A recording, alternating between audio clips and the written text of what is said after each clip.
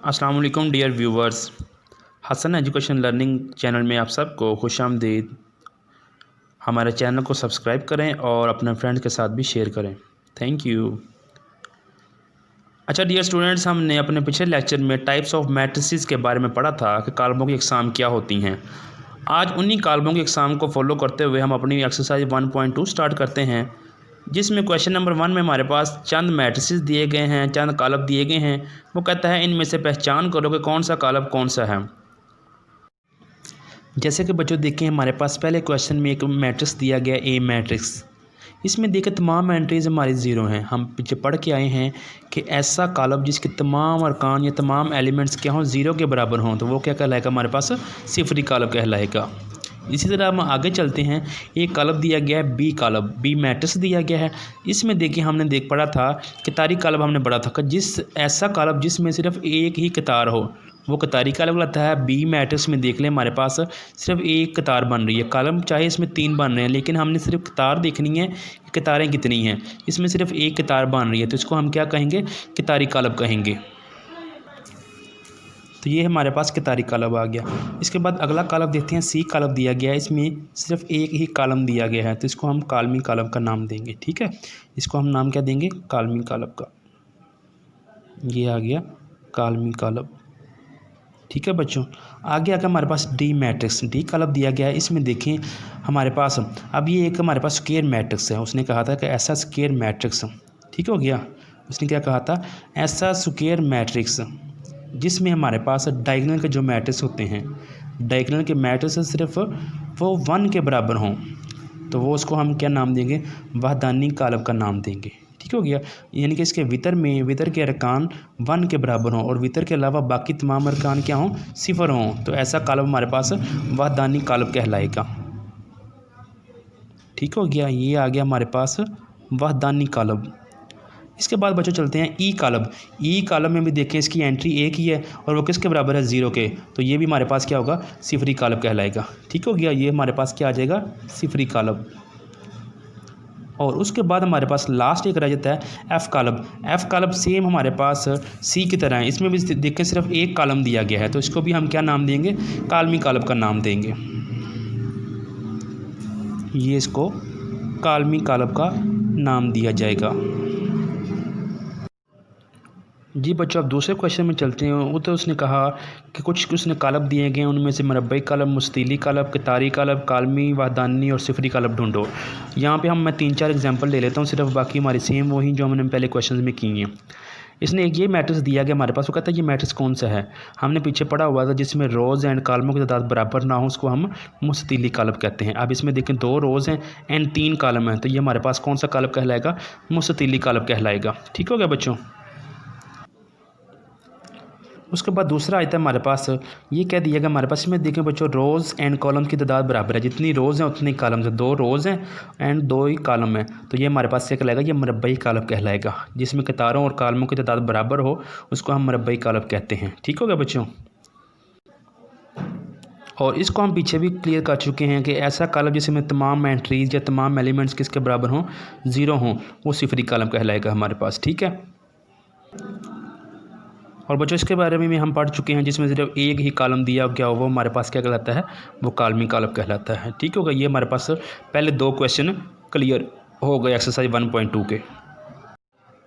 जी बच्चों, तीसरे क्वेश्चन में हमारे पास कुछ कॉलम दिए गए हैं। वो कहते हैं इनमें से वितरी कॉलम ढूंढो कौन सी हैं, स्केलर कॉलम ढूंढो और वहदानी कॉलम ढूंढो वो कौन से हैं। हम इनके 2-3 एग्जाम्पल लेते हैं और उनकी मदद से बताएंगे कि वितरी कौन सा, स्केलर कौन सा और वहदानी कॉलम कौन सा है।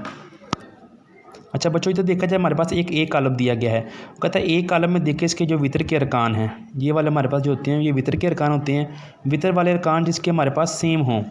ठीक है, एक कंडीशन इसकी ये होती है, पहले आपने देखना है कि ये एक स्क्वायर मैट्रिक्स हो, आपके पास मरबई कॉलम हो।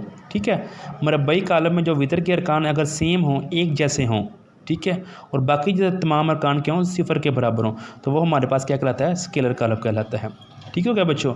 उसके बाद बी कॉलम दिया गया हमारे पास। इसमें देखें अगर वो कहता है जो वितर के अरकान हैं, वितर के अरकान में से कम एक रुकन ऐसा हो जो गैर 0 हो, जो 0 के बराबर ना हो, और बाकी तमाम इसके अरकान क्या हों, 0 हों, तो ऐसे कॉलम को हम क्या कहते हैं, वितरी कॉलम का नाम देते हैं। ठीक हो गया बच्चों। और सी कॉलम देखो, सी कॉलम में देखो जो वितर के अरकान है वो हमारे पास 1 के बराबर होने चाहिए। वितर के अरकान क्या है, 1 ही हो सिर्फ, ठीक है, और बाकी तमाम अरकान क्या हो, 0। तो ऐसे कॉलम को हम वहदानी कॉलम का नाम देंगे। ठीक हो गया बच्चों। तो इस तरह हमारे पास क्वेश्चन नंबर 3 भी कंप्लीट हो गया। अब हम चलते हैं क्वेश्चन नंबर 4 की तरफ। उसके बाद आ जाता है हमारे पास सवाल नंबर 4।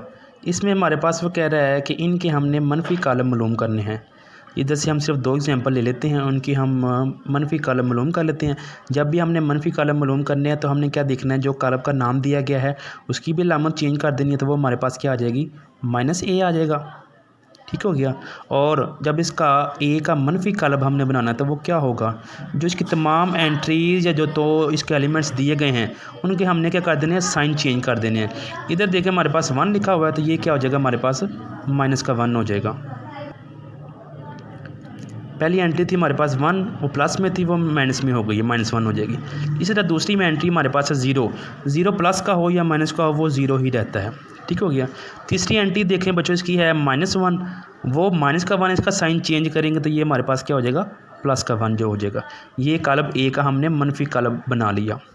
अब ऐसे ही एक कॉलम डी दिया गया है, इसका भी हमने मनफी कॉलम मालूम करना है, तो क्या करेंगे, इसका मनफी कॉलम होगा -d, ठीक है, और इसकी एंट्रीज़ के हमने जो इसके एलिमेंट्स हैं, इसके अरकान हैं, उनके साइन चेंज कर देने हैं। पहले एलिमेंट क्या हमारे पास -3, जब इसका साइन चेंज करेंगे तो ये क्या हो जाएगा, +3 हो जाएगा।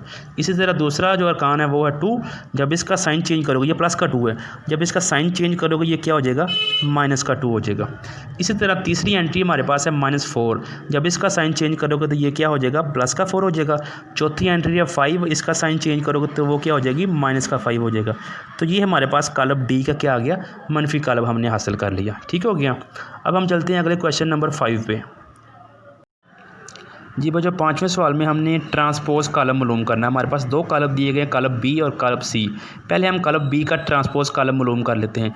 जब इसका ट्रांसपोज हमने मालूम करना हो तो हम क्या करते हैं, इसके जो नाम दिया गया होता है उसके ऊपर पावर में स्मॉल टी लिख देते हैं। इसका मतलब क्या हो गया, ये बी का क्या ले रहे हैं, हम ट्रांसपोज ले रहे हैं। ठीक है। अब वो ट्रांसपोज कैसे लेते हैं, हम रोज़ को कॉलम बना देते हैं और कॉलम्स को रोज़ बना देते हैं। दोनों में से एक ही काम करना है ना।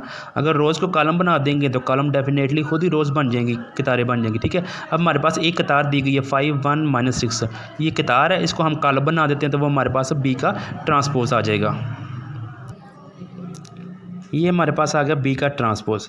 अब हम आगे सी का ट्रांसपोज मालूम करना है। उसका ट्रांसपोज मालूम करने के लिए हम क्या करेंगे, सी की इसका साइन चेंज कर देंगे। सी की पावर में हम क्या लिख देंगे, टी, ये आ जाएगा हमारे पास।